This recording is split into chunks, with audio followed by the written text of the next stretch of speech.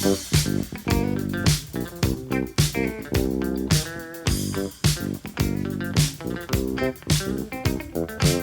love cookies. I love cookies.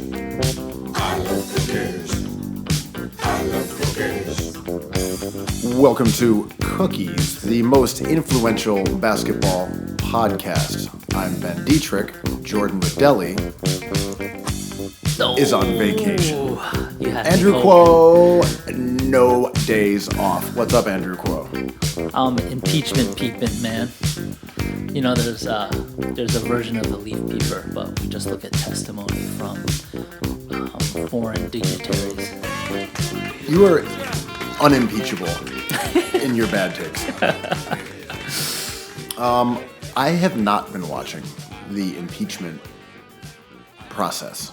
I have caught up with some highlights, some key moments of testimony, some lighter moments, like a guy looking at the camera with a smug expression on his face. There's a lot of that going on. What are you seeing out there? Are you mired in this impeachment drama? Are you thinking the Russians are taking over America? Are you hysterical right now? No, but I have been noticing a lot of dumb voices going on. So if someone is antagonizing someone else, they'll be like, but then you said, oh, there was no collusion. And it's kind of rampant. And what I realize is we never grow up and we're just children forever. I did not watch the Watergate impeachment process or those hearings. Because you were like 25 at the time and you were too busy hanging out by the drive-by. I was in the club. Yeah. I was in the club during Watergate. I partied through it. The drive-in movie theater. But I haven't even seen the footage, let alone watched it at the time. Was there this juvenile sense of mockery going on? Or is this a contemporary dumb voice era? Both. It depends on who was on the stand. Like, I'm serious. Like, oh, you broke into the Watergate. It was literally stuff like that. It's like, quid pro quo, you said this. And I just realized that we're just...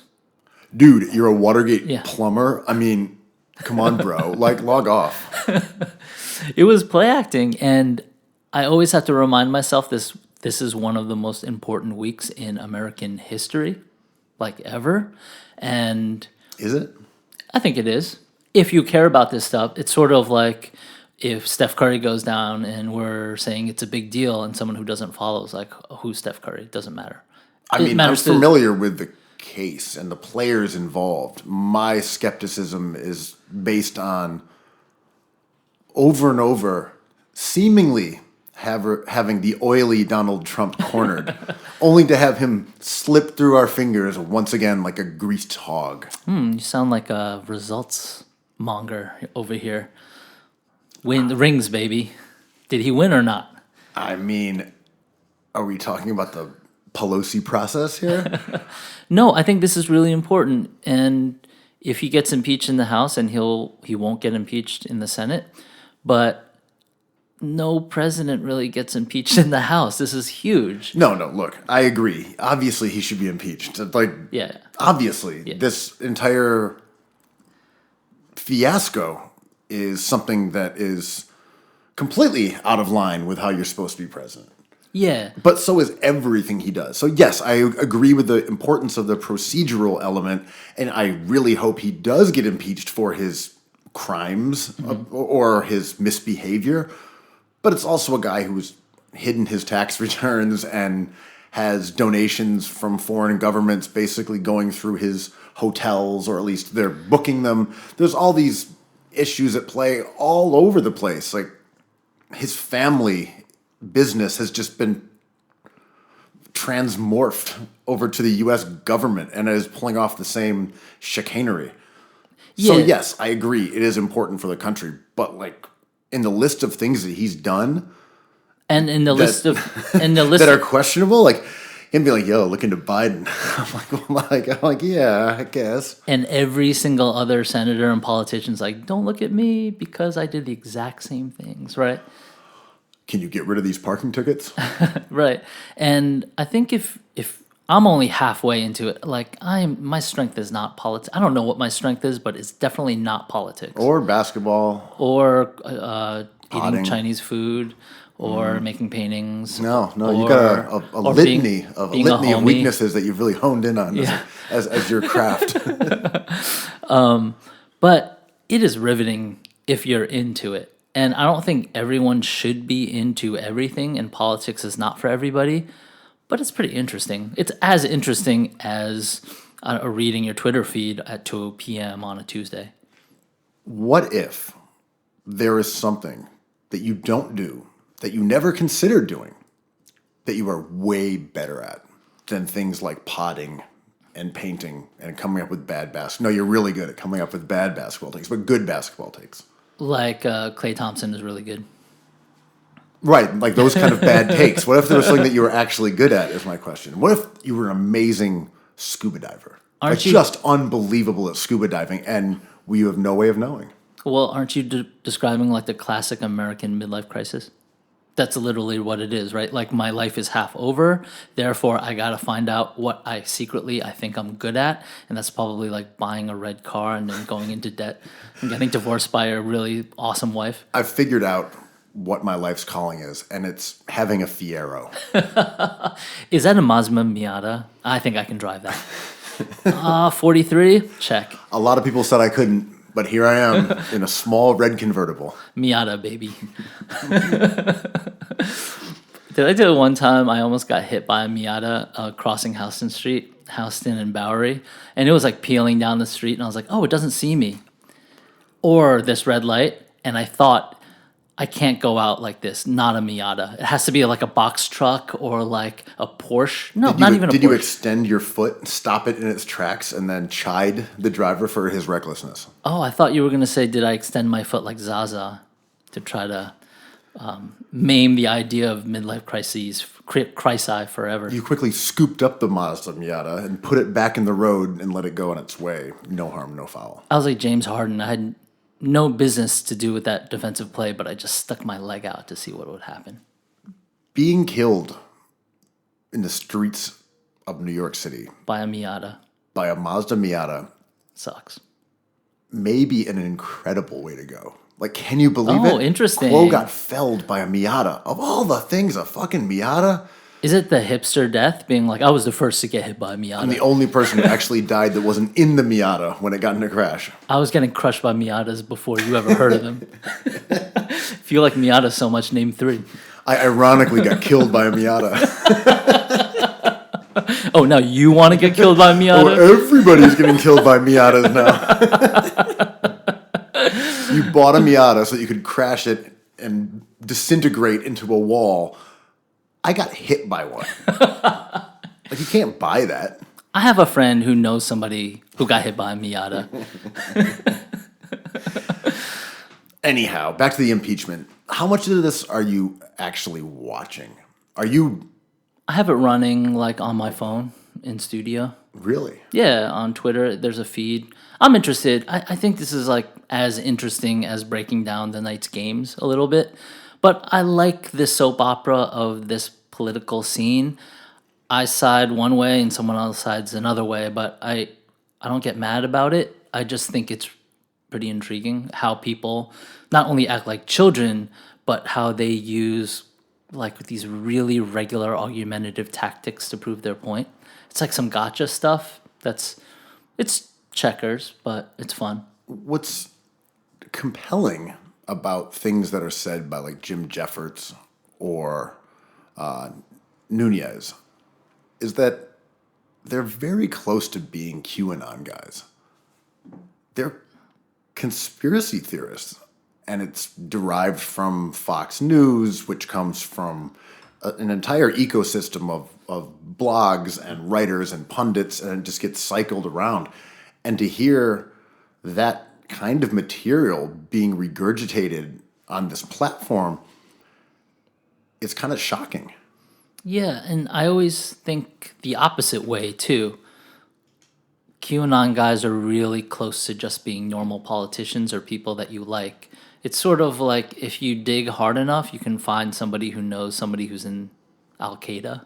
And it's, you know what I mean? And it's not like the secret society where they have different schools and different food and different economic structure. Like, they're just people who start believing something and present themselves in a certain way. And I think about that in terms of like politicians or presidents like Barack Obama. He's one of the most important men in history standing there. And the minute he's not president, he's just a guy shooting baskets, writing books, right? He just becomes really normal. So I don't agree with QAnon guys, obviously. Barack Obama is Peter Luger's when the stakes went bad. Yeah. The stakes is high. Boomer. But it's sort of like when I think of corporations, and sometimes I think of them being like, oh, there's a group of 5 shady old white guys like in FedEx not paying taxes. And like, no, it's just someone being like, oh, they changed the rules? Cool, we don't have to pay taxes. Awesome. And it's just like, I'm going to go to Chuck E. Cheese now. Do you know what I mean? I'm trying to get the Chuck E. Cheese part. Like when you say like these politicians they could be QAnon guys, I'm like, of course they could be, because it's not much different than just being a politician. Absolutely. And there's no, it's like the same sort of shock, or I don't know, shock might be the wrong word, but the same sort of confirmation that Stephen Miller is really like a white nationalist. Like, he's been saying that and doing that since he came into power. And I know that having this proof in these emails is important, and that could potentially be used to oust him from his position. But like, he's been doing that, and there's no reason to think that he wasn't that person and that there was even plausible deniability. Yeah, and like he's absolutely this dastardly guy in a unique position of power right now, but he hung out with the cobra snake. And one of my friends told me something that like really bothered me a lot, and it's even hard to say on record, but it's like every bad person has something about him that you like, or them that you like, and that like really messed me up. Like, the worst people maybe like cats or dogs or pizza or painting or sports. When you see like these right-wing guys being like, well, I'm a basketball head. I'm like, this is very confusing. Ben Shapiro loves the Celtics. Yeah. Which is emblematic of him being a bad person. Wait, did you say the Boston Celtics? Because I would have figured it would have been the hip hop Mavs, but it's the Boston Procedures. Wow, shocking, man. Yeah, I have not been engrossed, however, by the impeachment or the recent debates. I missed those as well. And you've been very attuned to the political content about the transformative powers of government. Well, I wish I said I watched the debate last night, but I was watching that delightful game of these uncontroversial teams that played in Philadelphia last night. Like these teams that we just enjoy because they add joy to our lives. The Knicks and the Sixers. And I kind of got carried away in my calmness. And I forgot about the debates for a brief second in my tumultuous life. I'm down to discuss that game. I also want to say this rise of Pete Buttigieg. I don't need more Pete Buttigieg content. I feel like I've had enough. Why? He just sucks to just an incredible degree. He's had a real... As soon as... Okay, this is the Ben Simmons thing, right? He sucks. Well, as soon as you get enough attention on you, people find your flaws. And I think he skated by being extremely articulate, well-versed in politics, and up for the job of running for presidency or the nomination. And then as soon as he got a little bit more popular, we looked harder and we're like, oh, we don't like you at all. Sort of like Ben Simmons. Like, you can run, dunk, pass, your efficiency is crazy. Everything about you is perfect, except this one thing. This will be the thing now. I don't know if the Buttigieg thing is one. I think it's the entirety of him. I don't think there's anything good about him. From my perspective, is that he's a conservative. Yeah, exactly. He's a fraud, and he's the kind of guy who will say anything to get elected. He was presented to us as like a sort of center left, like a moderate but a sympathetic to the left moderate. And now you see him, you're like, oh, you're just kind of a dino. You are honing in on like being the corporate Democrat because for your career, it's a great, great place to be to get rich and powerful. Yeah, I don't. Pharmaceutical companies, my guys. I mean, Military, hell yeah. I don't know. He doesn't irk me that much. He's not my favorite of the field, but I don't know.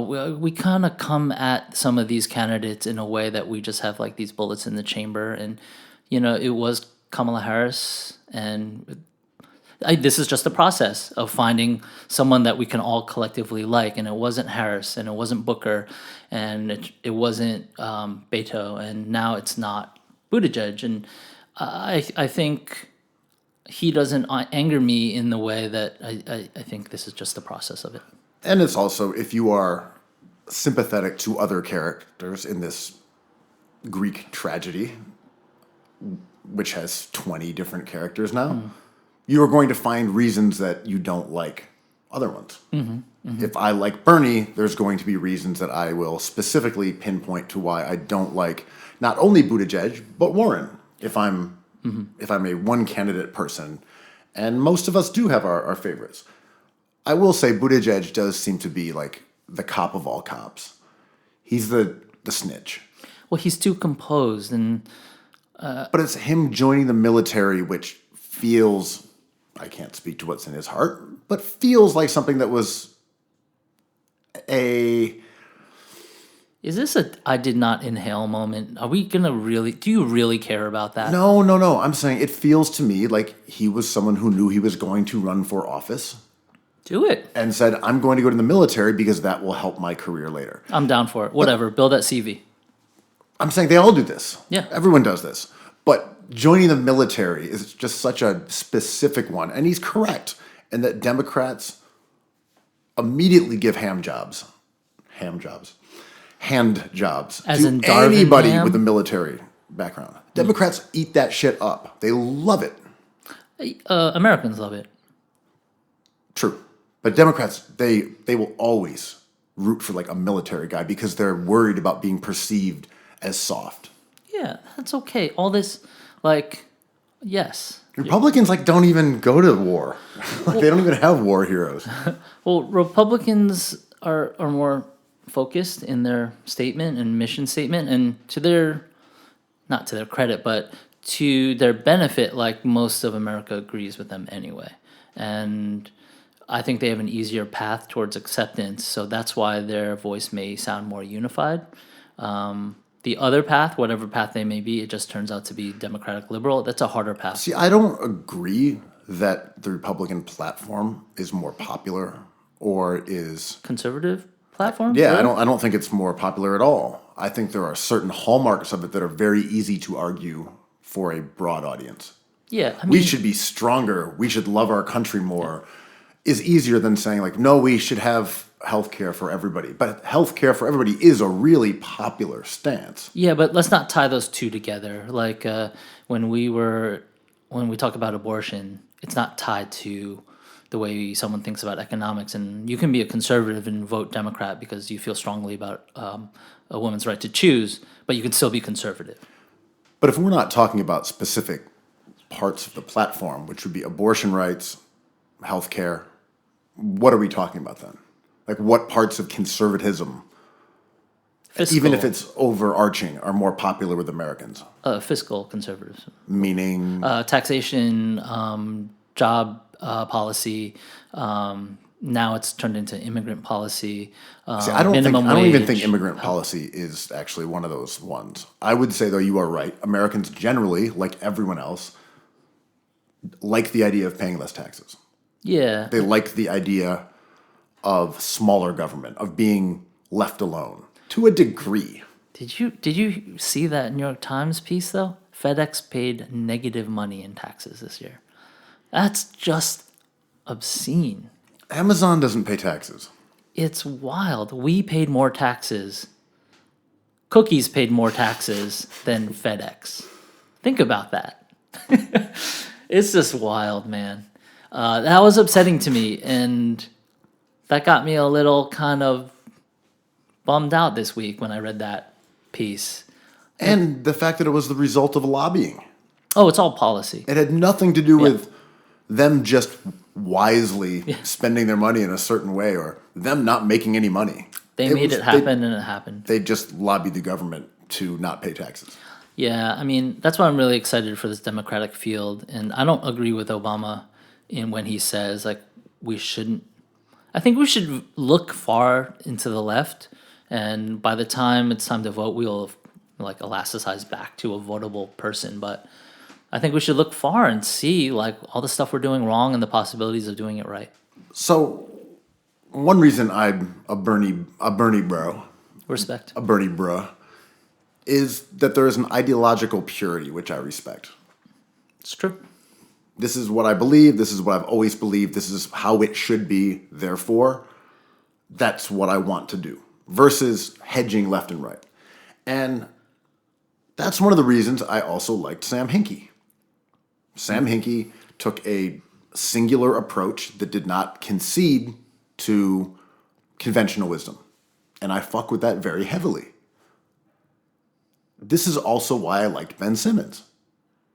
Ben Simmons, despite being criticized left and right, the same way that Sam Hinkie was criticized left and right, had an ideological purity in that he didn't shoot threes. It didn't matter if they were open. It didn't matter what time of game it was. Didn't take threes. And I respect that as someone who plays basketball. God, here we go. Here we go.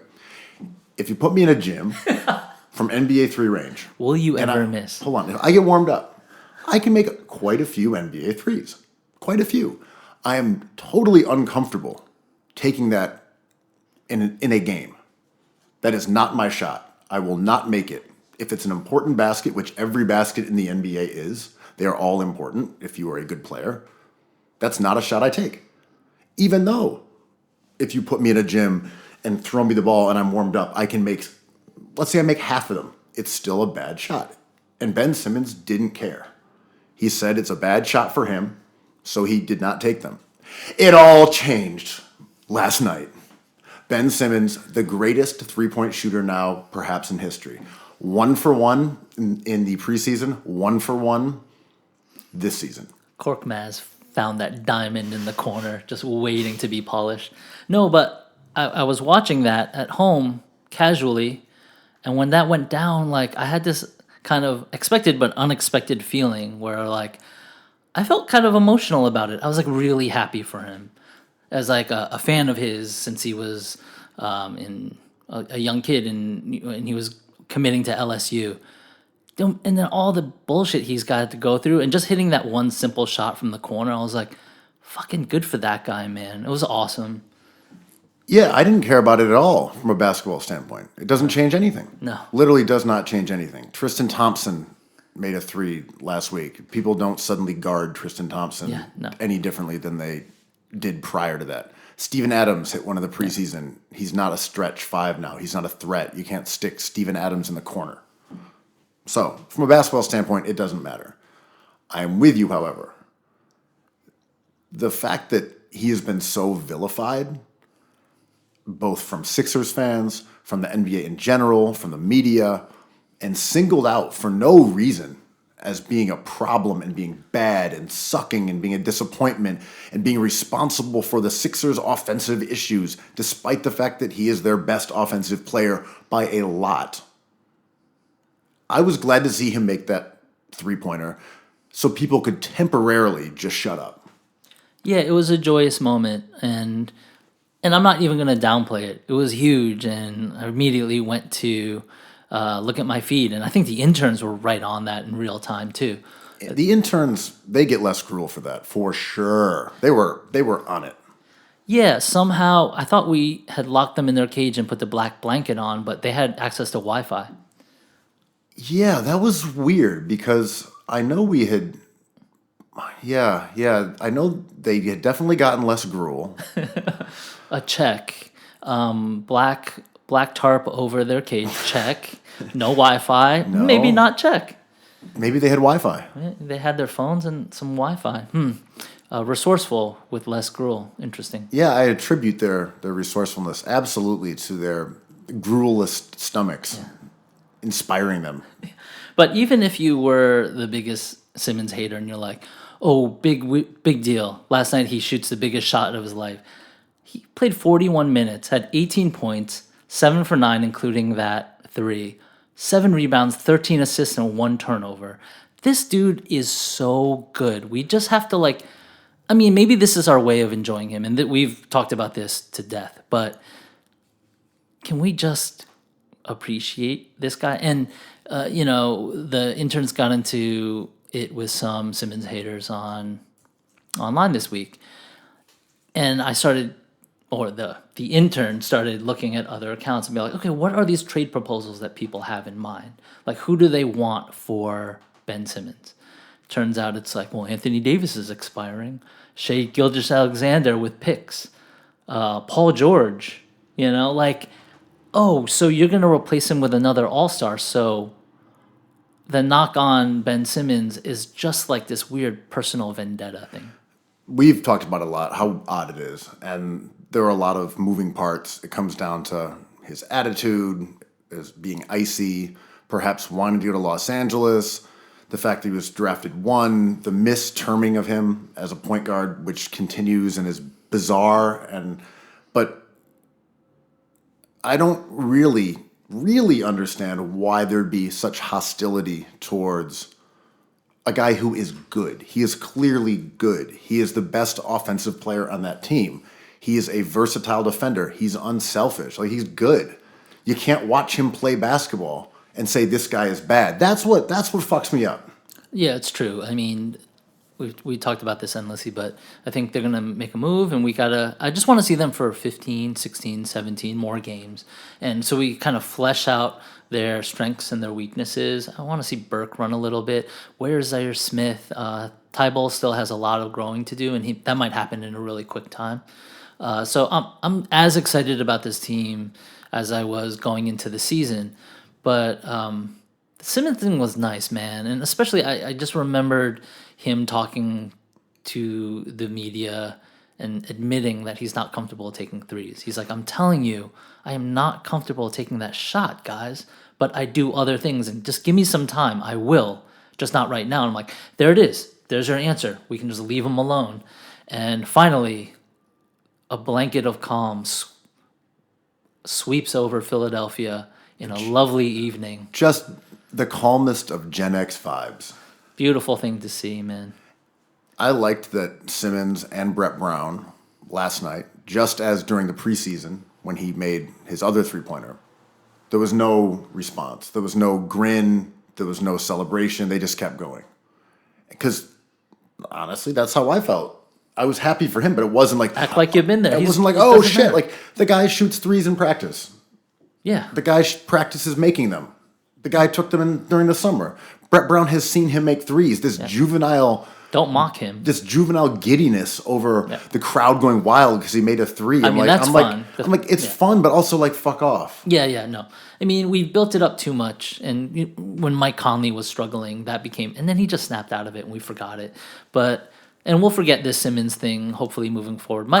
The only reason I am so vocal about supporting him, whether it's on this podcast or on Twitter, is that he has no fucking allies. That's the wildest part. It's not like there's a debate. It's just podcast, media, pundits, local guys, national guys, fans, just shitting on him. Teammates are his allies. No, the league is his ally. Teammates on his side, Brett Brown on his side, All-star, etc. Yeah. But I'm saying from a standpoint of what you ingest off of like the vile torrent of garbage on Twitter or on national TV, no one has said, this guy doesn't really need to shoot. Not a big deal. There's a non-shooter on the Rockets. There's a non-shooter on the Warriors. The greatest offenses in the history of this league have had non-shooters.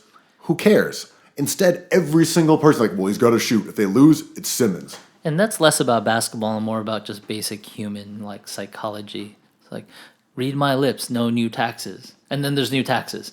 And I think when people have phrases like he doesn't keep defenses honest. It sounds cool to think about and say that, but it's just not true. And it creates this atmosphere is like, oh, I follow basketball. He doesn't keep defenses honest. Defense sag off of him. Yes, it's a shifting conventional wisdom, which went from the art of the mid-range to spacing in threes over the course of a few years. So if you don't really know basketball, but kind of know it, Sounds cool to say. it says he doesn't keep the defense honest. He doesn't space the floor. The lane's not clear for Joel Embiid to post up. These are things that don't have any statistical merit as problems. Well, that's It's the the thing. opposite, but they sound good to say. Yeah, and I can be convinced of anything in 3 sentences. So when people are like, defenses sag off of him and they're not honest, I go to look at numbers on NBA.com and it just doesn't support that information. And then I watch and it doesn't support that information. That's all it is, man. It's so weird that this conventional wisdom eye test army doesn't know what they're looking at. And now that's the end of my Simmonsy rant. You knew it was coming. I had to do it. I was coerced into it, like bullied, much like Simmons bullied into taking a corner 3. It was a bit predictable, Yes. but necessary. Also, yes. Switching lanes mildly. You're a Knicks fan, Andrew Kuo. Love him. That was the ideal loss. What you had was a solid, commanding lead over 15 points, right? a very good team that's considered a contender. They smoked out of On their the road. offense. On the road. You were riding high. You had that game in hand in the third. Baby Yoda was all over the perimeter, shutting people down. Frankie Smoke's career night. You had a Morai choke slamming Joel Embiid. Which moron? It could have been any Morai. When the moon hits your... Sorry. Focus. That's a Morai. You had a choke slam from Morai, who then yelled, "I'll knock you the fuck out," to Joel Embiid. Those are huge, huge moments for garden protectors. Dolan is stoked. Antonio Banderas meme, man. And then you lost, which is what you really want. You got your L. You came in there. Moral victory. They've been winning threats. too many games a little bit. Issued some threats. Frankie Smoke did his thing, and then you caught that nice L and then headed back to New York. That's a big night. Mitch Robinson is still on his feet. Every night that he's still healthy is a gift of the Morai. Yeah, I mean, what do we make of that Perry Mills press conference? Genius move by Dolan or what? He's Knicks are back. playing chess, baby. No, but like this is just like generating random results with low probability. Like it's just like you told me I wouldn't hit that shot, but I hit 3 in a row. I'm like, yeah, you're gonna miss 10 because you're just a 30% shooter or 28. I always bring it up and people look at me funny when I talk about last year's playoffs with the Rockets and Golden State. Yeah. And like, yeah, but James Harden couldn't even beat them, without Durant. I'm like, yeah, but probably like 7 out of 10 times the Rockets win that series. Yes. They just didn't. And everyone's like, fuck off. Like, that doesn't mean anything. I'm like, I know it doesn't. I'm just saying, I think Golden State loses the majority of the time without Kevin Durant to the Rockets, who were a very good team. They just didn't. Yeah, and I think about way back in the time machine when we had our Cookies Classic and a friend of the pod, or they're all friends of the pod, but Team Jacoby, Jalen and Jacoby, lost against the Supreme team that were good, but the Jacoby team was very, very good. And it was just one game, and Supreme hit 4 or 5 shots in a row, and Jacoby lost. And we were like, yo, what happened? We thought you were going to go to the semis at least. And he was like, they just beat us. We're better, but they beat us. They're awesome. They're cool kids. Fuck it. And like, that's what happens, like when we always say coin flips, it's just like, well, it could have gone either way, and sometimes it goes 5 heads in a row.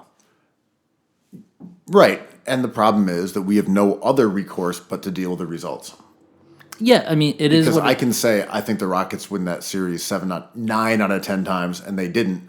All we have is the fact that they lost. And you're not talking about a coin flip at that point. You're talking about a situation with probabilities, like a lotto. But of course, I can't prove that because There's not they much- lost. there's no simulation. And they lost. Right.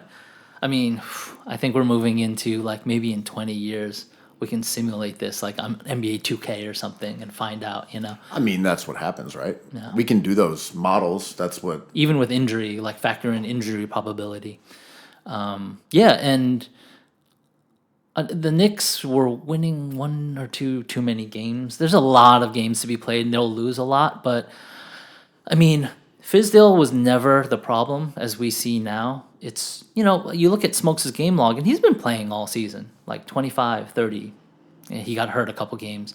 That's never been the issue. There's certain like substitutions that people got on Fizz for like quote unquote losing games, but I just don't care about the micro here. It's a big picture when you're a good team like the Sixers, it's micro. When you're the Knicks, it's just like maybe you'll get a decent player next draft. That's all we're doing. I've mentioned this a few weeks ago. It's more fun to be a fan of a bad team that's putting things together the right way. Being a bad team that's putting things together poorly is frustrating. Oh, it's very frustrating. I think being a Memphis fan right now is exciting. Oh, man. You have cool young players, and whether that works out or not, they're cool, and they seem to be building things in a smart way. They're collecting some assets. They got lucky with John Morant, but they drafted Jaren Jackson Jr. We're sitting in Brooklyn, New York, in Greenpoint. Shout out to hipsters who called Luka Doncic from the jump and got ridiculed because he was the hipster pick. And it's like, oh, what are you going to say? Luka's going to be the number one overall? And when he didn't go overall, myself included, I was like, that's one of the biggest errors. And when he got traded for the rights of Trae Young, shout out to Trae Young, who ends up being a wonderful basketball player, I'm like, that still might be the worst trade of NBA history on draft day. I don't know. The trade is not as bad as the Sacramento Kings. Bagley Jr. is not even that bad, but Luka's just sitting right there. But also, you had two Eastern Europeans in the room.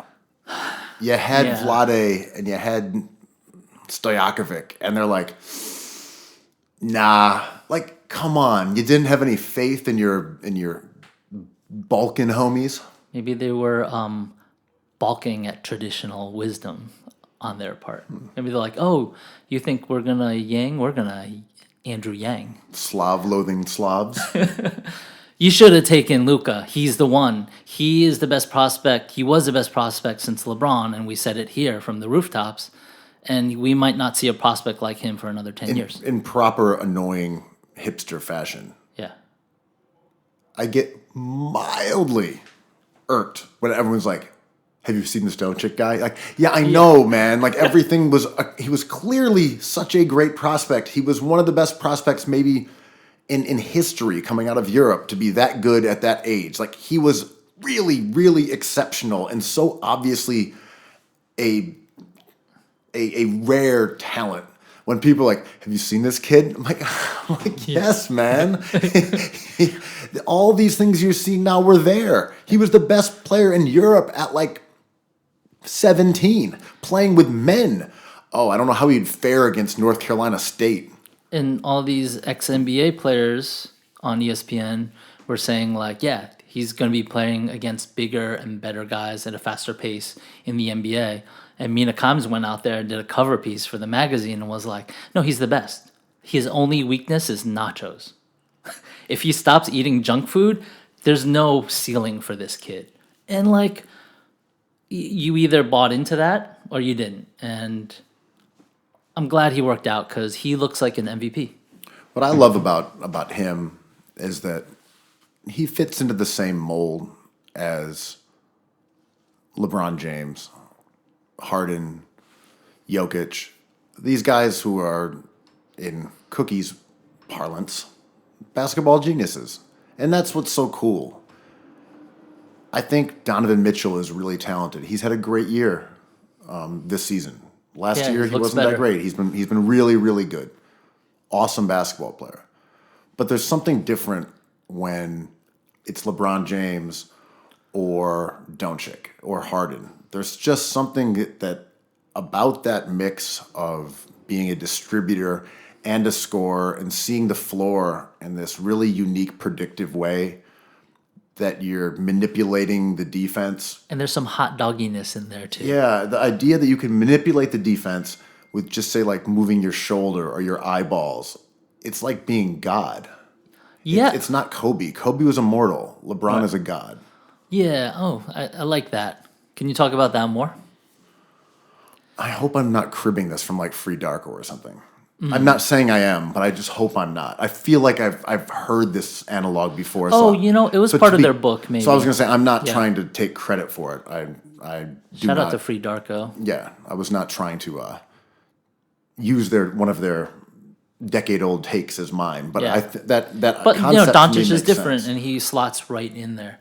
Yeah, there's guys like Kobe and Iverson. There was this. They're trying really hard. They're making this happen. They're grinding it out against the odds. And when it was someone like LeBron, they were doing the same thing. Harden does the same thing. But they are gods.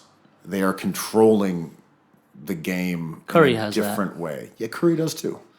Yeah, I know what you mean, for sure. And I think even a casual fan can see it right away.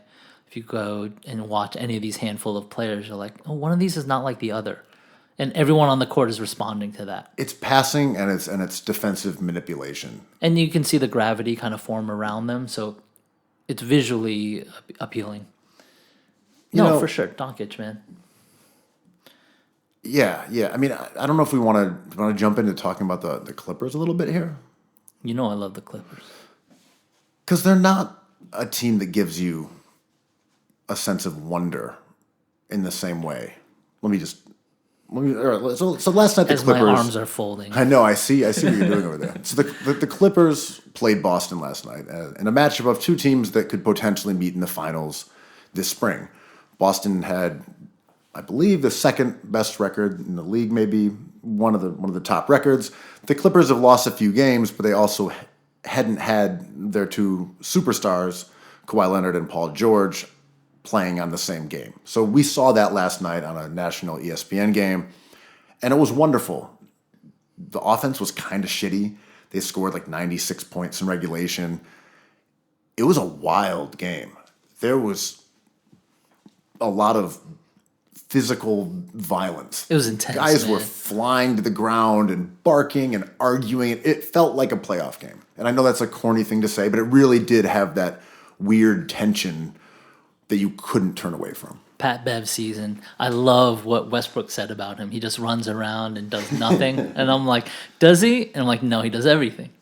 But watching him go out, Marcus Smart, who has like become quickly one of my favorite players, that was a joy in the regular season. It's November, man. It was awesome. I've always loved Smart. Yeah, he's awesome. But he's healthy finally, and he's finding his shot. He's a different player. His is. hair is bigger, so he looks taller and like wider for some reason. Smart's ability to shoot has made him a much more valuable player. But at the same time, the sort of sympathies I have for guys who are not good shooters, it's not just Simmons. It was Smart. It was like Ricky Rubio. Giannis Antetokounmpo, MVP. Yeah, like Rondo until he just sort of morphed into being a total dickhead. Mitch Robinson. Yeah, no, I think Smart was always a really unique player, but we're seeing what he can do now. Wait. Just an aside. I think that I know why you hate Klay Thompson. Because all he does is shoot, and he's lethal. It's true.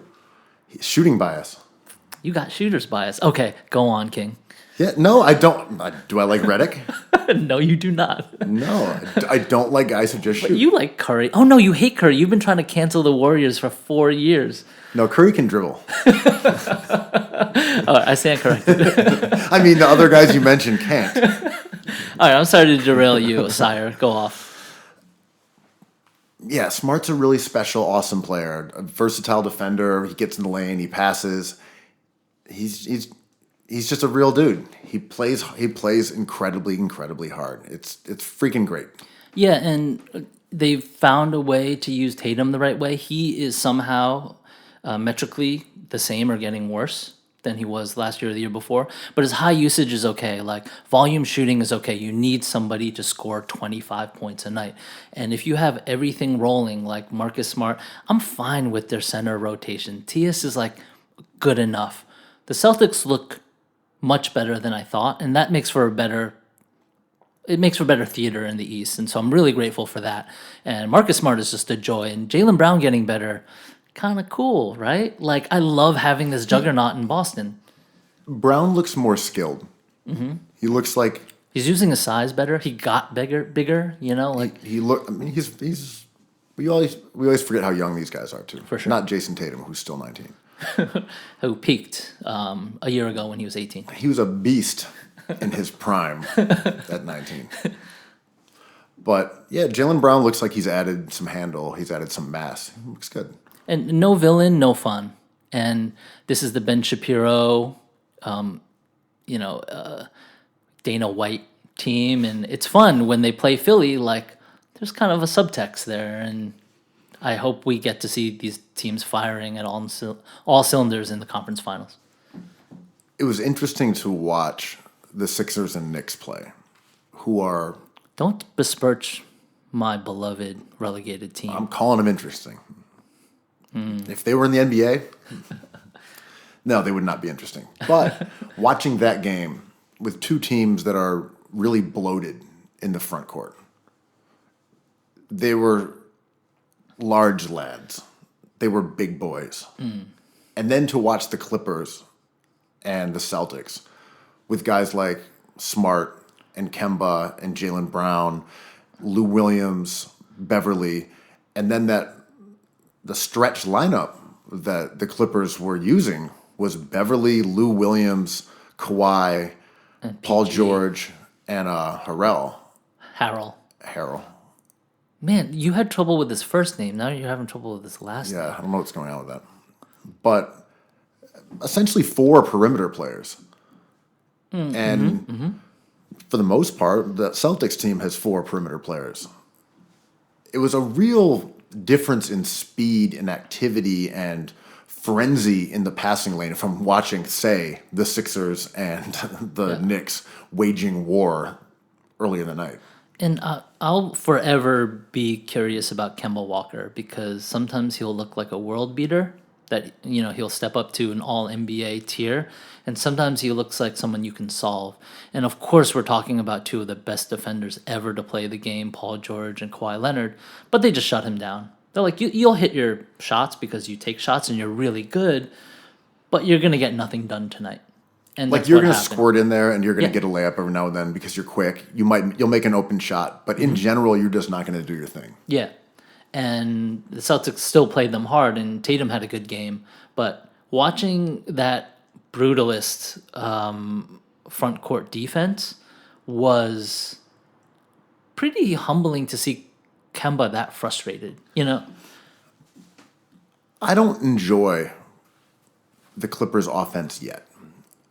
And it's because Paul George and Kawhi are both so good at what they do that everything kind of funnels out of that experience. They have 2 great one-on-one players.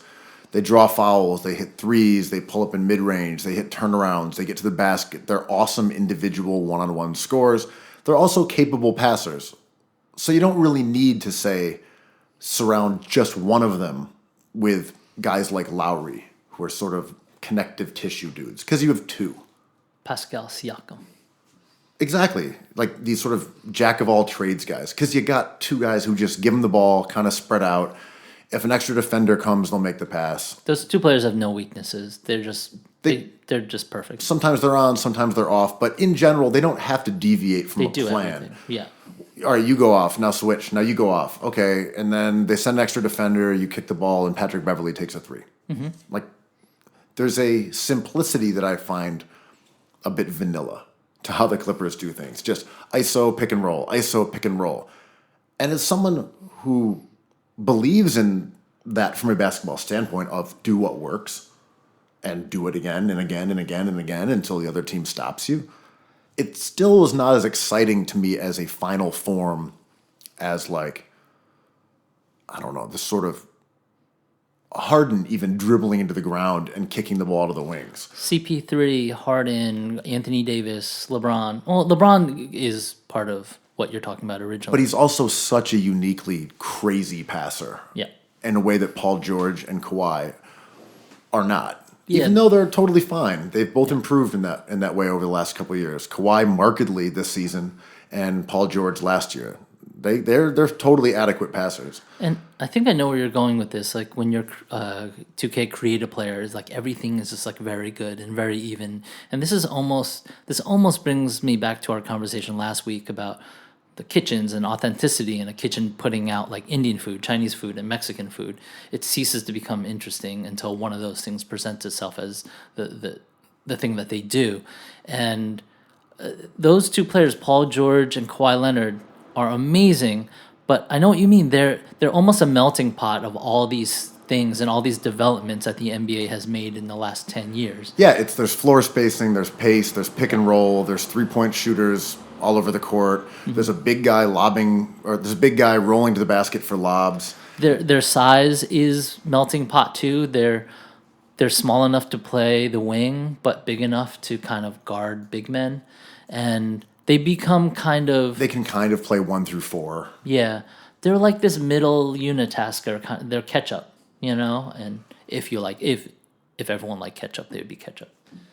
Yeah, they're not flawed enough, or even they're not spicy at all. Spicy enough to. And it's not exotic. It's not weird. They don't need to be adaptive when you have Paul George and Kawhi Leonard. You can just trot them out there and be awesome. Yeah. And in comparison, like the Warriors, when they were at their peak, it was this flurry of ball movement that we just had not seen before, and spreading the floor and pace and shooting, and it was just a new experience. When you're watching Kawhi and PG offensively, it's a very familiar experience. We saw Kawhi win a championship doing this. We saw Paul George as the lone star on the Indiana Pacers doing this before. Mm-hmm. Yeah, and this goes, I know you don't like kids' movies, but when the Warriors were firing on all cylinders, you had all these great players, all-stars even, doing uniquely different things and combining. So it was like one was invisible and the other one would burn up in flames. Was Klay Thompson the invisible one? Burn. But yeah, like it's kind of has a Team USA vibe. The Clippers have a Team USA vibe to it. And so do the Lakers a bit. Yes. Yeah, they're not optically pleasurable. Like there's no speedster. It's just like two Hulks. Yeah, I don't care that the teams were brought together via too much player autonomy. Yeah. Like the inmates running the asylum. Yeah. It's just more those player combinations aren't quite flawed enough to be super cool. Yeah. I listened to an interesting podcast this week about this idea of aesthetic intelligence, and it had to do with like the way businesses create their identity and their design and the way they present themselves. The CEOs present themselves philosophically, and it made me like turtlenecks. Absolutely, or vests, or like what you have in your office. Like, does WeWork, who's having tough times even today? You hate to see it. You despise the gaze on it, but it's burdensome to feast your peepers upon it. It's difficult to see. Let your retinas accept the light of. Sorry for that interruption. Go back to the turtlenecks. Oh, I'm back. So, it creeps into an idea of taste and trend forecasting and all that. But simply put, I really love this idea that the opposite would be like a dog barking. No one likes to hear a kid crying. Like everyone deems those sounds uncool. No one likes those sounds. So by nature, there has to be sounds that people do like. And I think it takes a talent for certain people to aesthetically identify it. And I started thinking about those terms in the NBA and how the Knicks maybe think they have an aesthetic approach with tough guys, and maybe that's off. And then it brings me to this conversation about the the offense of the Clippers and the Lakers, and this is aesthetic necessity almost. Like these were the available players, and can you imagine what the Lakers would have looked like with Kawhi, LeBron, and AD? I'm Dominant, so but glad mush. that didn't happen. Yeah, mushy but dominant. I mean, no one's beating them, but kind of boring. Kind of like the joy of the Warriors, other than the Invisible Man, was Steph Curry, this spry guy that boomers were like, just knock him down, and no one could knock him down. He'd go for like 40 points. But also having Draymond, this undersized He was the Hulk. non-scorer who could guard centers and just bend the shape of basketball in a new direction that we hadn't seen by having ball handlers at every position. And Andre Iguodala was Mr. Fantastic, right? He'd stretch all over the place. He was the connector. I mean, that was a really aesthetically pleasing team, for sure. Harrison Barnes. Zaza Pachulia. Just feet everywhere. Those clown feet. Hey, no Zaza, no Clippers. But getting back to the Clippers in one sec, this idea that you were discussing of like aesthetic intelligence, this reminds me a little bit of an article I was reading recently about hostile architecture or hostile design. And the idea is that public spaces or private spaces are intentionally created in ways to discourage participation from people. It could be from animals, I suppose, but in general, it's from people. It's like putting spikes along benches so that, or maybe not benches, but in front of buildings so that homeless people couldn't sleep on it. It's Anti-skating stuff. Anti-skating things where people would want to do like a slide on a rail. Yeah, and I grew up near SUNY Purchase, or we would go up to SUNY Purchase to skateboard a lot because it was designed in a brutalist way after the Kent State riots. So there was nowhere to congregate without being cornered off by security or police. And it was such a fear in the 70s after Kent State that never proved to be a thing. Like kidnapping kids in the 80s. There was just like 2 or 3 kids that were kidnapped, and it wasn't an epidemic, you know? We should have been concentrating on like AIDS research and bigger things, you know?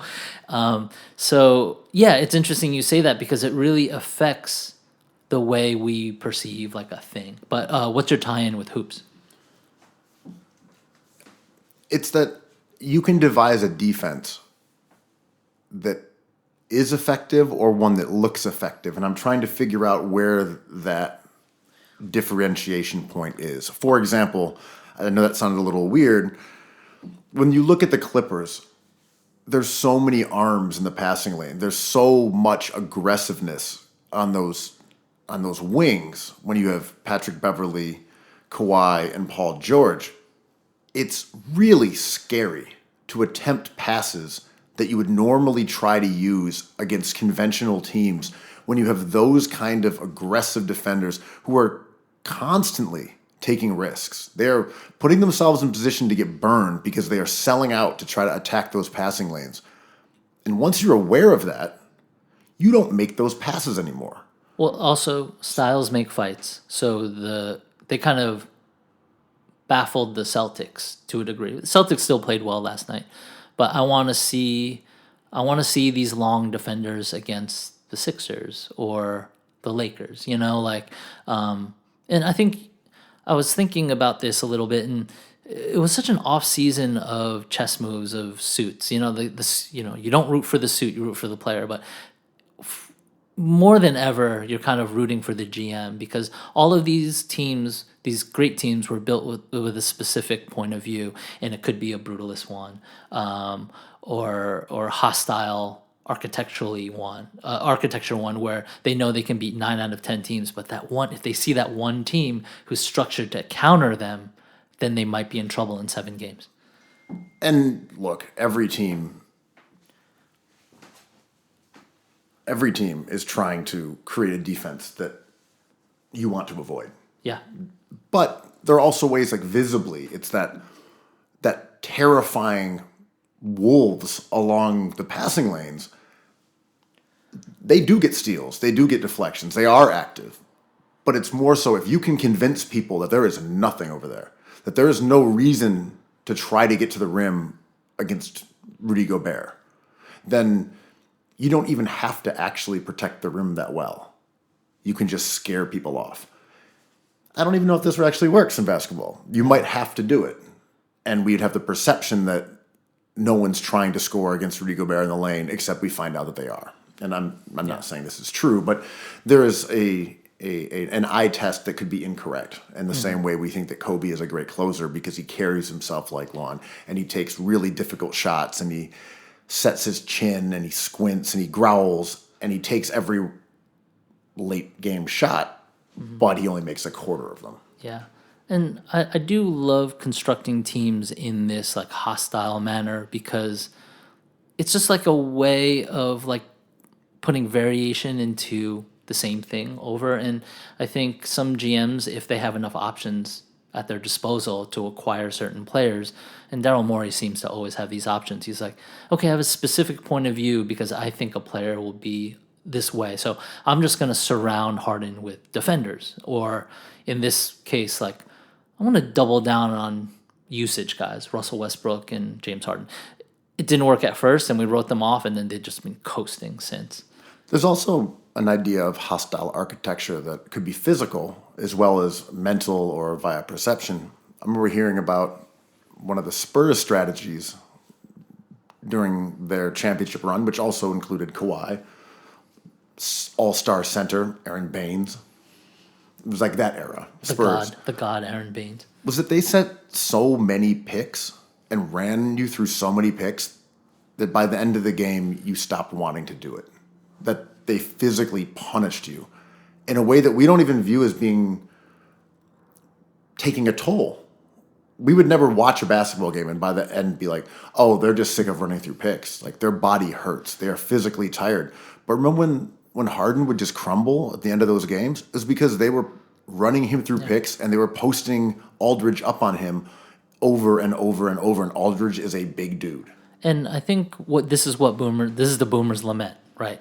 Like they missed that 90s ball where you would just post a team up into submission, sort of like the Rumble in the Jungle, like the rope-a-dope George Foreman Ali thing. It's just like, well, we won't know what happens until the fourth quarter because at that point, you know, whoever wants it more will overcome the fatigue. And I think what I prefer about modern ball is like there's no weighting of minutes. It's like the first quarter means as much as the fourth quarter, and you could pummel someone into submission with speed. And I thought it was a more watchable product. Probably a couple decades ago, you could have made an argument that certain teams would just run a lot and tire you out because those teams were outliers. Maybe it was playing in Denver or whatever, but it was like, oh, you're going to play these guys tonight. You might not want to like smoke that extra cigarette before the game. You might want to, you know, not eat a meal before you show up to play. Maybe don't pound a six-pack before warm-up. Right. The Jacoby method at the Cookies Hoops tournament. But now I think the emphasis on fitness and pace, I don't think any team is really too scared to run. I think people want to run. And they're also playing enough minutes or scaling their minutes back to take account for that. There are times when you'll see a guy is tired late in the game, but it's not that common. It'll be like a big dude, like Joel Embiid. Like, he's put in a lot of work. But it's guards, the rebounding. Like guards just keep running all day. And fast breaks don't account for that much of a game. You know, I think Kevin O'Connor was talking about it this week. It only counts for like 15% of possession. So we always talk about their fast break productivity, but it's not the biggest part of the game. Of course, you should. I don't know, man. I kind of think if you just put Larry Bird on the court today, he'd be like, are you fucking kidding me? Oh, that's true. And I think they played a lot more minutes because they were kind of like ambling around out there. Yeah. They weren't spread out on the floor. They weren't trying to get shots off quickly in the shot clock. Oh, let me correct that. I think, and I don't agree with that take per se, but what I mean is speed doesn't only exist on a fast break. Speed exists within a possession, half court. Like running, like you were saying the other day to me, running to your spot after a pick as opposed to jogging to your spot after a pick makes a huge difference. And I mean, even a team running a pick and roll today, you've got a 40% three-point shooter who's parked in the corner. The roll man comes down the lane. You've got to chip the big or he's going to catch a lob, which means you've got to at least get in the way. Yeah. So that means you got to run from the corner where you're guarding the guy to get in the lane to hit the big guy. And if the big guy knows what he's doing, he's going to stop and then he's going to try to kick out to the wing. And you've got to run back there to try to close out. The speed and the energy taken to sprint in all these directions, changing directions constantly. It wasn't like that back then. It wasn't like that 3 years ago. We saw that with Melo. Like, Melo's back. I'm like, oh, yes, he is, man. All right, how did we almost forget to talk about that? Melo back. I was so rapturous. I was like, yes, he has returned with a capital H. And then as soon as I saw that junk in the trunk back his way in towards the hoop, I was like, those are some fun years, man. It's nice to see this man back on the court. Can we talk about the complicated relationship between Melo and boomers? Oh, the true Boomer's paradox. It's a tough one. He was a patron saint for the boomer, the ISO ball stopper, mid-range artist. Then boomers started hating ISO players, ball stoppers, and mid-range. So they started hating Melo. He has no rings, too. So you have, yeah. So I'm saying there's a very complicated boomer thing here. Boomers loved him, then they turned on him. But he's still Melo. He's still the same guy. He wants it more, and he's here to teach these young whippersnappers that sometimes you got to back your way. Like Melo is he's clearly cool now. He's not good at basketball, but he's clearly cool. In the way of like I think non-boomers like Melo now. Is he a hipster NBA player now? Yes, that's what I'm getting at. Because he's one of those few NBA players, everything he does is memeable. So if you just see a picture of him, there's so much subtext with just an image of his face, you can adapt it to any sort of idea. He's also an ideological purist. He is a purist. Well, he promised he wouldn't be a purist, and we saw the purity in action. I'll never change. Oh, it's beautiful. To Melo's credit, though, he did change. He started taking a ton more threes. His shot selection is very different now than it was 7 years ago. The biggest problem is that Melo is old. He's not. Yeah, he's slow and it's not good anymore. It's not that he got blackballed from the league. It's not that Melo refused to change in a way that Jared Dudley didn't. Melo just got really old. He has a lot of mileage. He played a ton in college. He played in the Olympics. Didn't play a lot of postseasons. But he has a ton of mileage and he's old. There are like 3 dudes or 4 dudes in the NBA who are older than Melo. Yeah. It's like no one. And there's a lot of players or a couple players advocating for Jamal Crawford now because he has no team, and he went on social media being like, what's going on? I dropped 50 last season in a game and I can't get on a roster. But if you were constructing any team, Kobe dropped 70. Why don't you bring him back? Yeah. I mean, but there's no doubt Jamal Crawford could still play, right? And we see a ton of spark plug scorers 8 deep on a bench. But if you were a rebuilding tanking team, if you were in purgatory, or if you were elite, there's no real use for that thing anymore. And I think that's the sad thing of getting older. The thing that was, and this is going to happen to Steph Curry and James Harden, the thing that was valuable, like Harden's like, well, I can get to the line 20 times a game. It's like, oh, we don't do that anymore. We take 4-point shots now. When you talk about Melo or you talk about Crawford, I think that in the example of Carmelo, he was brought into the league because guys on Portland said, can we sign him? We like Melo. And they were in dire straits. They had dropped a lot of games, and I think they were fearful of turning into the team they didn't think they were. It's early in the season, but they saw themselves and were like, we're not good.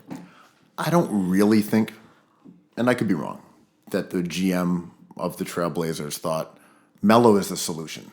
I think he heard from Dame and CJ and guys that they wanted them to sign Melo, and that Melo was their dude, and Melo had not gotten a fair shake, and Melo could help the team, and he was like, cool, let's see. Let's give it a whirl. It's Whiteside, isn't it? I don't It believe could be. in Whiteside seems to be a handful, and I don't believe in like locker room culture or winning, losing culture, but Whiteside just seems like no fun, man. If you saw him coming in the club, you'd just be like, I'm gonna go home. This is just gonna go downhill from here. Nothing good's gonna happen. Everybody stopped dancing and the music got bad. Yeah. Oh, Hassan's here. Yeah, conversely, if you see Kawhi coming in, you're like, oh, I'm going hard tonight. Like, I'm not even going to go home tonight. Kawhi's going to sit in the corner by himself, and it's going to be lit. Yeah. Hey. But no, I don't think anyone thinks Melo is going to be any different than what he's probably going to be like, if that makes sense. I think we know what Melo is going to give you. And Portland's like, we're struggling. The boys want Melo around. Done deal. Play with Melo. We'll see how it works. I don't think it hurts Portland that much. There's nothing wrong with it. We're in November. And it's totally cool. And it puts juice into such a boring team. Like, I just do not... Wait, did I fall asleep? I was talking about Portland. I'm sorry. Where am I? Did you say CJ Mc... So, Dame Liberal... Like, Dollar Dame's album... Wait, I just blacked out for a second. I'm sorry. Someone... I heard McGollum? I dreamt I was in the cipher. No, but like... No, how about... Now try this. Melo back. Oh, man, let's go. Calling all my homies. Like instant watch. Yeah. I hadn't watched a Portland game all year. I know. And then they were on, and I was like, I'm watching the shit out of this game. Melo, 3 for 12, 5 turnovers, minus 20. Big smile on my face with every brick. I was like, this is such joyful stuff, man. Don't care. Yeah. There's one thing that I remember speaking with Spencer Dinwiddie about was... This was maybe 2 years ago when he had a breakout season with Brooklyn after being in Chicago and Detroit and getting very little playing time. And he said it wasn't lost on him that he could be playing overseas, that this chance happened to be unique and happened to be an opportunity that was a great one, where Brooklyn said, go out there and play ball. And they told him, do your thing. Play how you play, and we're not going to bench you. I'm a fan. And he said that was very different to how he'd been treated in other places, and that players actually do modify their style of play and what they try to do based on fear, based on expectations of playing time, and that if you are unsure you're going to get yanked out of a game, you're not going to go balls to the wall. You're not going to take a bunch of shots. You're going to try to make the right pass, get a steal, play some defense, just be a cog, so hopefully you can get more time. If you have 30 minutes, you have time to be hot. You have time to be cold. You have time to have 2 back-to-back bad plays and not worry about not playing for another 2 weeks. And when you see guys like Melo get a chance, because we've seen Melo, he has a reputation, it does make me wonder, how many guys are there that are like borderline NBA players that just don't ever get the chance that Melo gets when they say, because of your track record, we'll start you and give you 30 minutes and 15 shots. There's probably a good amount of guys in Europe, in the G League, that if you gave them that opportunity for an extended period of time, you might find yourself a Robert Covington. You're not going to find that with a Melo or Jamal Crawford. And that's the thing. And like, I think But they do deserve that long look because of their track record. But it is, I don't know. That's all I was thinking was like, man, Melo can just go out there and let his nuts hang and be Melo because of who he is. Yeah. And in each of those different point of views, there's a kindness and kind of ruthlessness in it, right?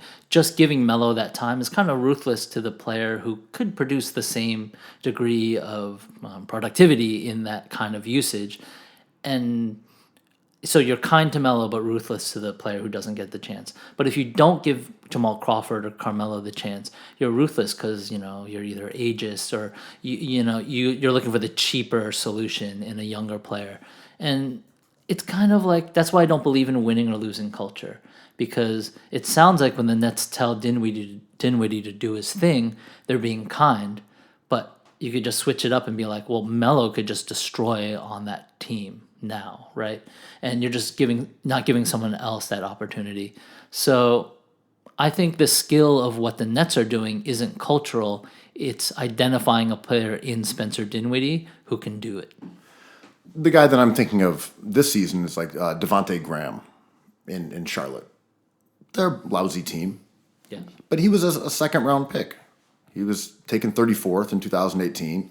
He played a grand total of 676 minutes last season. He averaged 4.5 points a game. This year, he's getting 32 minutes a game. He's shooting over 40% from three. He's good. He's averaging 18 points. Yeah. He's pretty good. Also an outlier. Him and Covington are outliers. Right, of course. Not every D-League guy or G League guy or a second-round pick who gets an opportunity succeeds. But you do have to wonder, in the same way, where you're here trying to pod, and you're trying to paint, and you're trying to do all these things, but you're the best scuba diver in the world, Right. that there are guys out there who, if given a chance, could give you so much more than Carmelo Anthony or Jamal Crawford could right now. Yeah. Well, yeah, it's tough because there's in Charlotte, there's a Zelai. I don't know which one, but he started the season off great. And like all-star great.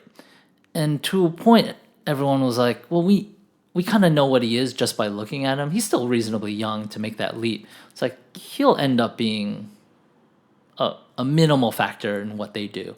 And like clockwork, like after 10 games, he turned into the Zelai that he was And destined now he's to playing be. like 15 minutes a game again or something. Like 7 points. He'll blow up every now and then, but he's not that guy. And Devontae Graham, I think he was identified as kind of a sleeper going into the season, just with usage, just with like adding Rozier and getting rid of Kemba. And this creeps into like this weird addition by subtraction stuff that I don't like to think about, but like and the extreme of that would be the Ewing effect, but the Ewing theory. But and I don't believe in that either. I believe Devontae Graham is good, and I believe Spencer Dinwiddie is good. Graham might not end up being more than just a scorer, a guy who comes off the bench for a good team. Maybe ends up being a starter. But He looks great. looks really good. He can definitely shoot. Went from bagging groceries to playing shooting guard for the Charlotte Hornets. But I'm with you on being torn. I think it is awesome to see Melo out there. I think it would be cool if Jamal Crawford gets a chance somewhere because he's given his life to this sport and it's rewarded him handsomely, but he still wants to do it. He's not done with it in his own mind. And he's being told that he's done with it. And that's a bummer. And it would be cool if he could, go out more on his own terms. Like Stephon Marbury, Latrell Sprewell, this like parade of Knicks players had more left, and they were ushered out of the league. Like Crawford's rolling around more or less begging to be let back in the league. Yeah, it's And sad. he doesn't need the money. He just wants to play ball. That's a little sad. He wants to keep playing. But, Jeremy Lin. yes. But gotta say, I think it's cool when a Devontae Graham gets a chance and can live his dream. And these other guys had their chance, and they had amazing moments. Jamal Crawford has the coolest crossovers in history. Yeah. He's sick. He had a great career. He's beloved. He's a legend, despite never really doing much. He's just been great. And people like him, and he loves the game, and I don't know. But Devontae Graham, I am so happy for you that you get to live your dream. Yes, right. I'm so glad that Tony Roten got to have a couple big games as an NBA pro. I think that's great. Henry Sims got to put in a 2010 one night and tell his grandkids about it. You don't miss vinyl records and when Biden was in charge. Did you want that back? Jamal Crawford crossing people over. Joe Biden.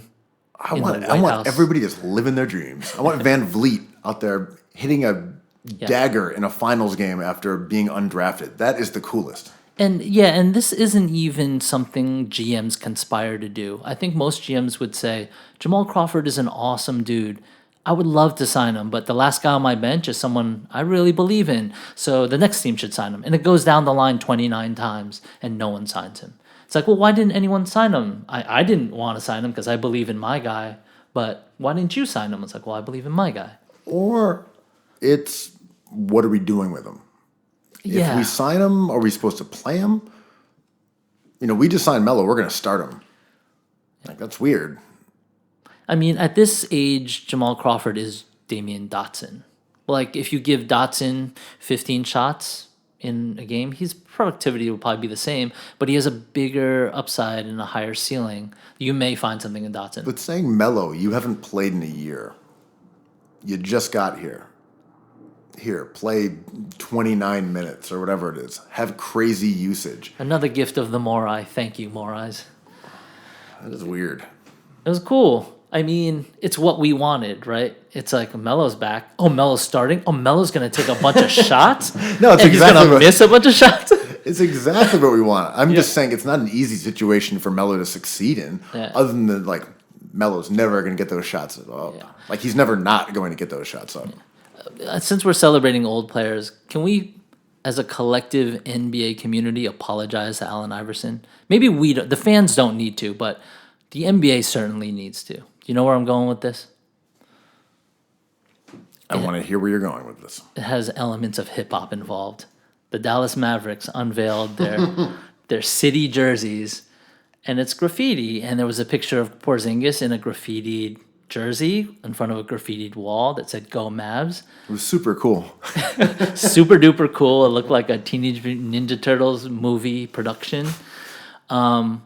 But watching... He actually looked like Vanilla Ice in the Teenage Mutant Ninja Turtles movie. And fun fact, he was the Walmart yodeling kid, but he's grown up now and became a very tall, good basketball player. I don't know why we didn't talk about the hip-hop Mavs back when we were talking about Luka, but here we are. Yeah, they've been in the cypher this whole time, and we thought it was Dollar Dame. Brooklyn Nets had a graffiti-style uniform, and They Dallas... still do. I mean, this season, I think both of them used... Eric Hayes, I believe. Yeah, as alternatives. The Dallas one particularly is... Not the right vibe, man. Neon green, yellow, and blue. It was weird, and... It feels like a citrus-flavored beverage from the 90s. Ooh, you're selling me on it now. I'm into it. Sounds delicious right now. Refreshing and very sweet. Caffeinated. Jittery. I wish those teams would go a little more aggressively weird because they suffer from the same aesthetic issues as anyone who's tried to use like hip-hop culture or graffiti, but then cleans it up and tries to put it into a corporate unified brand identity. It just looks silly. Yeah, and I mean, my first thought was shout out to Allen Iverson, who was kind of punished, hand slapped for embracing hip hop culture, and it was a big. They made the dress code. They made the dress code, which I think was racist, and they took it back, which was great. But I think there was a culture war when he was the star of the league that I think he really suffered through as a person. And towards the end of his career, you could see that fatigue a little bit, him carrying the weight of being who he is and what he is as well. And I've always felt bad for him because he was like my favorite thing ever. And I thought he got a really raw shake, and his days were just like full of bullshit. He just should have been playing on the court with joy. Instead, he was playing with menace and melancholy. And now that we have all these hip-hop jerseys, I'm like, I'm sorry, Allen Iverson, that we gave you such a hard time. You were the best. When someone put up a tweet asking about what player you'd like to see in this era, Iverson is my immediate answer. No pun intended with his nickname of the answer. There's no one comparative in my mind because many people view him as emblematic of his era for some of those cultural connections that you're referring to. And they view him also of a ball-hogging era of Stackhouse and McGrady and chucking and guys who are inefficient. My opinion is that Allen Iverson was a victim of his era. If you put Steph Curry back in that era, he would also be victimized by that era. Steph Curry, on the other hand, is the best shooter in the best era it has ever been to be a shooter. He is a guard in the era. It is the best time ever to be a guard. He is a fast-paced player, and the best time it has ever been to be a fast-paced player. Allen Iverson played in a time when there was a zillion people in the lane, teams walked the ball up the court, and offense sucked. To put Iverson out there now in pace and space, like maybe the fastest player in history with crazy handles and great passing. Trae Young ×2. Trae Young without the shooting, but just a more unstoppable one-on-one scorer. Gets to the line like Iverson used to beast. dunk on people. Yeah. I've stood next to him. That guy is 5'11". He dunked on Marcus Camby. Shout out to top 5 Knicks player of all time. But a lot of this nostalgia about race and hip-hop and is relevant right now because it was the 15-year anniversary, I believe, 15, right, of Malice in the Palace. All right. So a lot of discussion about that. In your mind, Andrew Kuo, was that a dark day for the league? No, I think for Pacers fans, yes, because they had a championship team on their hands and it all went away in one night. But no, because I think as fans, we heard about it and then we looked at it and we're like, oh, the players are right here. Like these fans are coming out of the stands to attack them and these players are throwing punches to protect each other. We're down. And the media had a different take. The media was just like, this cannot stand. We've built this culture around the NBA that's unacceptable. Rap music, look at these people. And the fans just knew, right? The fans knew more about that thing than the media thought we did. So the media thought they were telling a story we wanted to hear. We were having none of that. It was this total disconnect where the media was talking about how shameful it was that the players had gone into the stands and fought fans. And at least the people I was around, like, those are my boys. Look at them, man. The people I was speaking with were like, oh, man, I can't believe Jermaine O'Neal slipped. Like, he's lucky he slipped because he would have ended that dude. I mean, I was like, go out there in those stands and fuck up everybody. I wanted more Detroit Pistons fans wrecked by Ron Artest and Steven Jackson and the legends of the Pacers. In retrospect, it is amazing how tough that team was. Oh my God. Of all the teams to not throw beers at, it was the one with Artest and Steven Jackson. Ooh, poor choice. I love Jermaine O'Neal. But even the Pistons, that wasn't. The Pistons should have stood arm by arm with the Pacers and beaten up Pistons fans. And like, I'm glad that no one was actually hurt in the whole thing, so it makes it a cool memory, being like, oh, there was a kerfuffle, but there was these amazing images of Ron Artest's jersey torn, and the frightened guy's face that was like, became a meme, but no one actually got hurt. There is an awkward race dynamic in the NBA that everyone is aware of that no one really likes to talk about. The players and the superstars of the league are mostly young black guys who make millions of dollars. The fans are white people who are paying tickets in places like Detroit, or the executives of the league. And it's a dynamic that the NBA has always been very frightened of. And that's why they were so scared about drugs, and they have these draconian drug suspensions because of the perception. If you go back to that Washington Post article about 10% of the guys in the league are freebasing cocaine in the 80s. God. Just madness. And there was no mistaking the way that this was spun was that the NBA is out of control. You can't go to those games. Those thugs. Are they safe for your kids? Those thugs will come into the stands and beat you up if you boo them. Don't throw shit at them. But we watched that, and I was like, well, now you know you can get touched. Yeah. You thought that large human being who's 10 feet away from you can't get there in 10 seconds? He's there in 5. Yeah. And that's what made me think of, it was kind of serendipitous that the anniversary was on the same week the Mavs dropped that graffiti jersey, because they seem to be embracing this part of culture now that in a wide respect has become our culture as a country. And our great contribution to like the world is like rap music, and backspins, beatboxing, the cipher, DJing, elbows, chins, street entrepreneurship, invisible scratch pickles, A-track. But And I think the popular culture, like the NBA and the way it presents itself, has like a delay built into it. It might be 10, 15 years. It feels like a lifetime, though, because they should have had these rap uniforms 20 years ago. That would have been great. And now they should be having like Supreme kind of style uniforms, but they're going for like old school typography made by legendary, like 50-year-old graffiti artists, you know? And I don't know if that's a bottom line thing with money or if it takes that long for culture to like churn out an idea that is acceptable for everybody. I mean, this is aesthetic intelligence, right?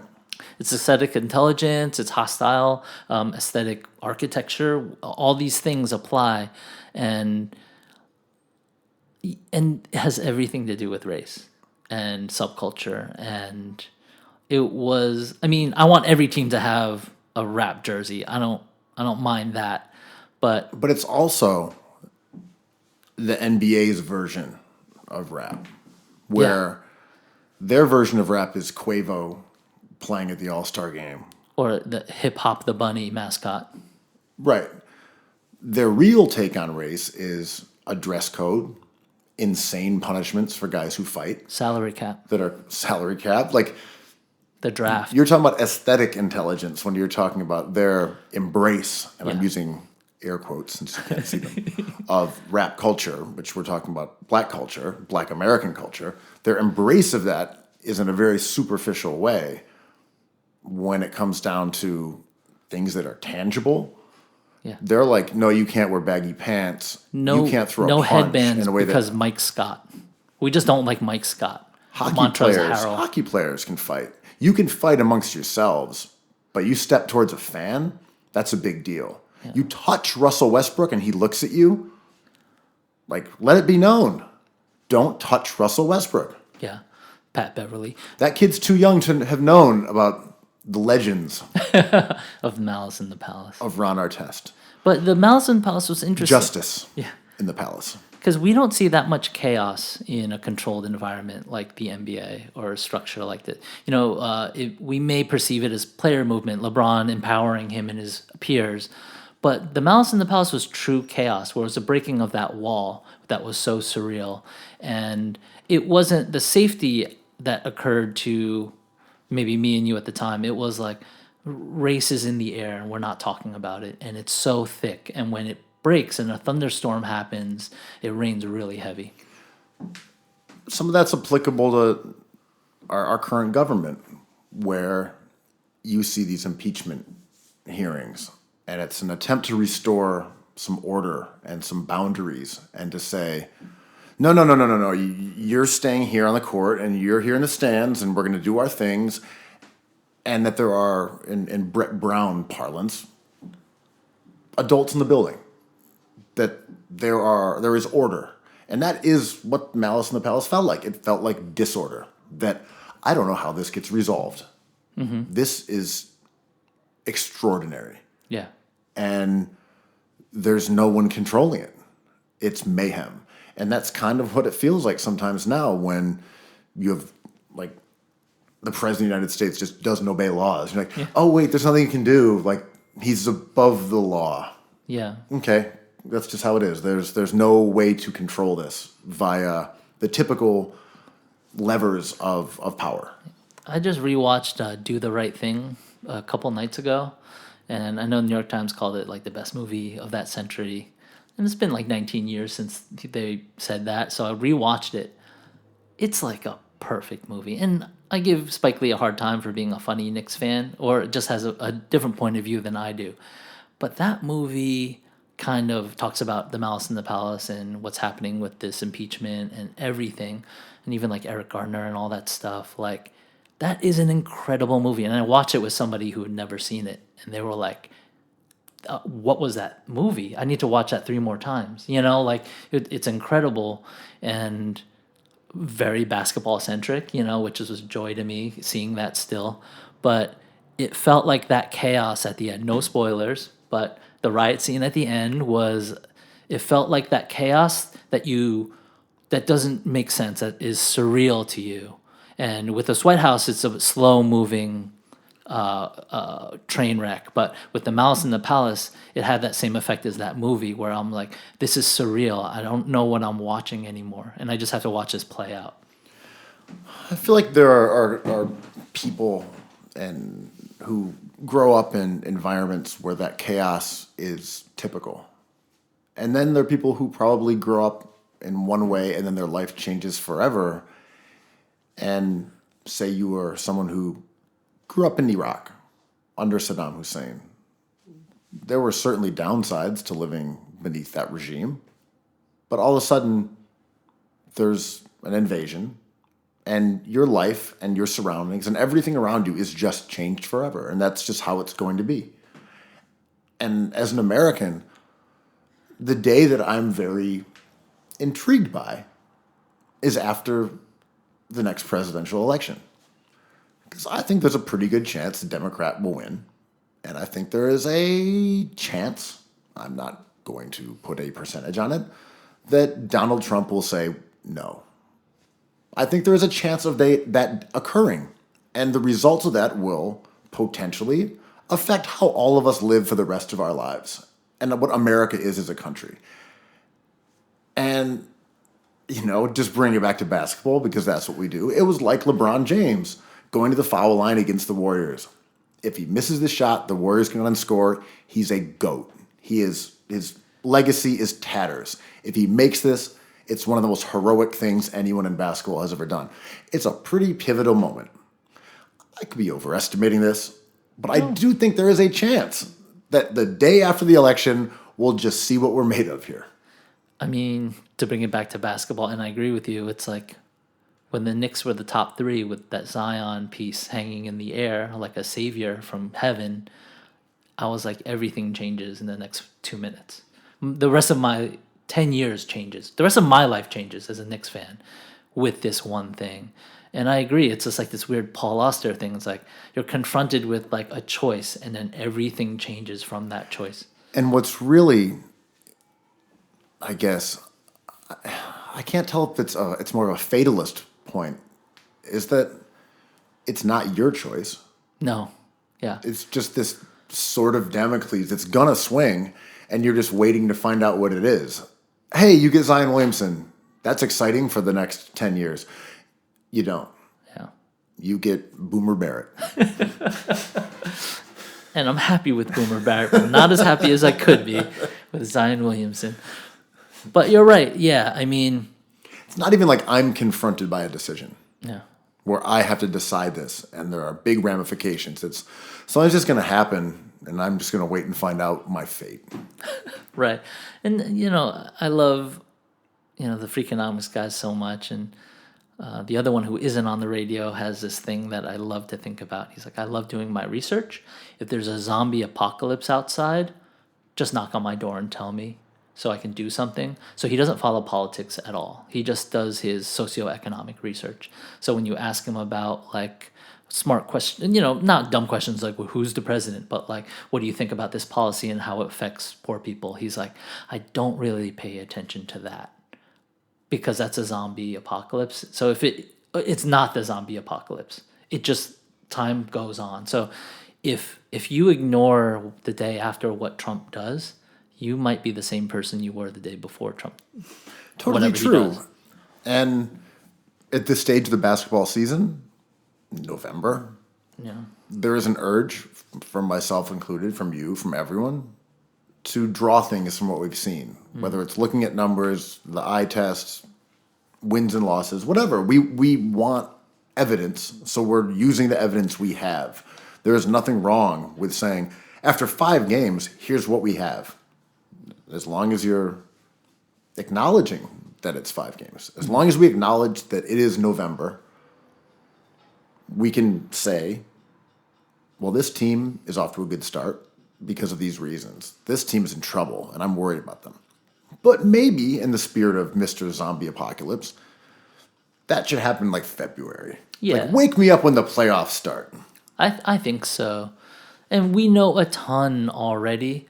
But it's sort of like this impeachment stuff, right? Like, wake me up when he's impeached. I'm like, well, I won't be waking you up ever. But this is really crucial stuff that we're talking about, It's like, well, did the Rockets win? So what does Harden's historic run matter? And I'm like, it matters if you care. It matters. And that is the true quid pro quo. You know, my nickname in like little high school sports was Kid Pro Quo. Squid pro quo. If only I was Italian. I love cookies. Quid pro quo. I knew a lot of Italian kids named Squid for some reason. Interesting. Well, Calamari. all in all, a great episode of Cookies. Perhaps Are we? a perfect word. We can never be perfect without our vacationing brethren. Hot dog legs forever, baby. Cookies. Cookies.